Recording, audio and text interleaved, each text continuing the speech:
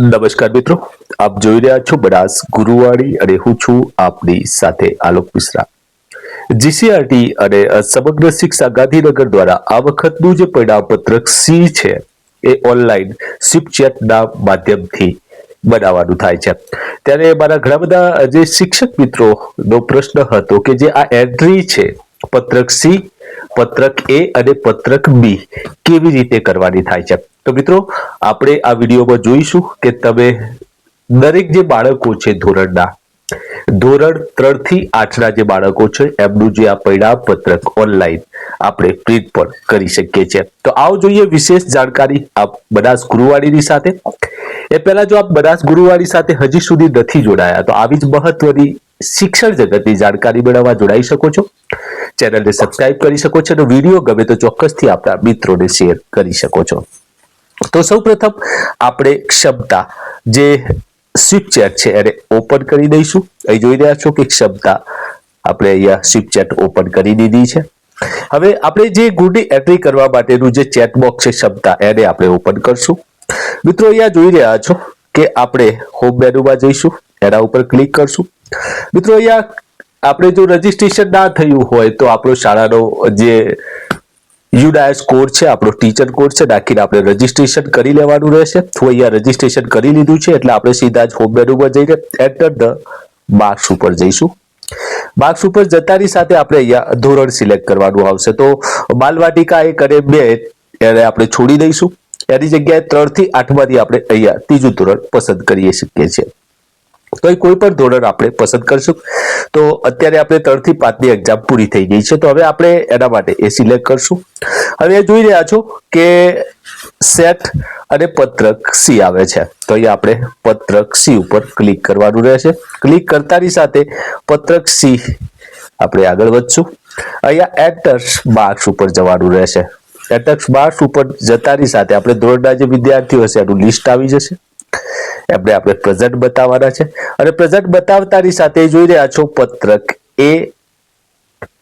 પત્રક એ જે તમામ વિષયો છે એની અંદર વિષયોના જે 100 અધ્યયન કાર્યના ગુણ પણ આપણે મૂકવાના થાય છે અને જે પત્રક એમાં જે 40 ગુણ મેક્સિમમથી આપણે અહીંયા ગુણ મૂકવાના થાય છે। આપણે ઉદાહરણ તરીકે જોઈશું તો 1 થી 40 નંબરના આપણે ગુણ અહીંયા આપણે મૂકી શકીશું।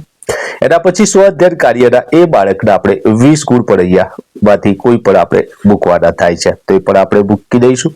એ રીતે આપણે જે દરેક ધોરણો છે ફરીથી આપણે જોઈ લઈએ। બાળક આપણે સિલેક્ટ કરશું, પ્રેઝન્ટ અહીંયા બતાવીશું। અહીં જોઈ રહ્યા છો કે પત્રક એ ગણિત છે, 100 અધ્યયન કાર્ય છે, પત્રક એ ગુજરાતી છે, 100 અધ્યયન કાર્ય છે, પત્રક એ અંગ્રેજી છે અને 100 અધ્યયન કાર્યના 20 ગુણ છે, પત્રક એ પર્યાવરણ છે। રીતે તમામ વિષયોના ગુણ આ રીતે અહીંયા મૂકવાના થાય છે। પછી પત્રક બી જે દ્વિતીય સત્રના ગુણ પણ આની અંદર આપણે બાળક વાઇઝ મૂકવાના થાય છે, જોઈ શકો છો સેમ।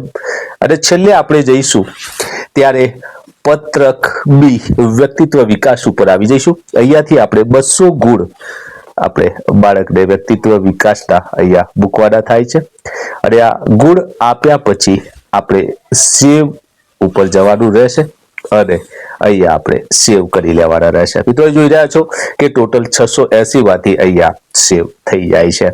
તો અહીંયા પત્રક એ અને પત્રક બી કેવી રીતે ગુણ મૂકવા એની વાત હતી। હવે આવો મહત્વની વાત કરીએ કે જે હોમ મેનુમાં જઈશું, યસ લખીશું, એન્ટર સ્ટુડન્ટ માર્ક્સ ઉપર જઈશું। હવે ધોરણ પસંદ કરશું, અહીંયા વિભાગ પસંદ કરતું, સેટમાં મિત્રો જઈશું। અહીં જોઈ રહ્યા છો સેટના ગુણ આપણે જો જે પણ બાળકોના બાકી છે એ આપણે એન્ટર કરી દેવાના છે। એન્ટર આપણે સ્ટાર્ટ થઈ ગઈ છે, 104 થી આપણે જોઈશું, એન્ટર આપણે કરી દઈશું। અહીંયા જે બાળકો છે એમનું એ પ્રમાણેનું લિસ્ટ આવી જશે। ફરીથી આપણે જોઈશું, અહીંયા સેમ છે, બાળકોનું લિસ્ટ આપી જશે। બાળકો સિલેક્ટ કરશું, પ્રેઝન્ટ કરશું અને આની ક્વેશ્ચનરી વાઇઝ જે સત્રાંત કસોટીના માર્ક્સની એન્ટ્રી જે આપણે અહીંથી 40 ગુણ આપીને સેવ કરી લેવાની રહેશે। આ રીતે તમામ બાળકોની સેવ કરી લેવાની રહેશે।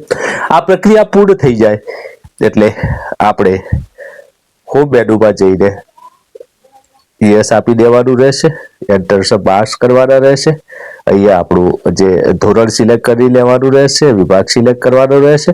હવે સેટમાં જ્યારે એન્ટ્રી પૂરી થઈ જાય ત્યારે જ આપણે પત્રક સીમાં જઈને અગાઉ આપણે બતાવ્યું એ પ્રમાણે તમામ પ્રક્રિયા પૂર્ણ કરવાની રહેશે. તો મિત્રો આ હતી સ્વિફ્ટચેટ ક્ષમતા વેબ એપ ઉપર આપણે જે ગુડની એન્ટ્રી કઈ રીતે કરવી, એમાં પત્રક એને લઈને અને પત્રક બીને લઈને તમામ માહિતી. વધુ વિગત અને વધુ જાણકારી માટે આપ જોડાઈ શકો છો બનાસ ગુરુવાણી સાથે. કોઈ પણ પ્રશ્ન હોય તો આપ મારા કોમેન્ટ બોક્સમાં કરી શકો છો. આભાર. ફરીથી મળીએ એક આવા નવા વિડીયો માટે એક નવી માહિતી સાથે. જય હિન્દ, જય ભારત, વંદે માતરમ.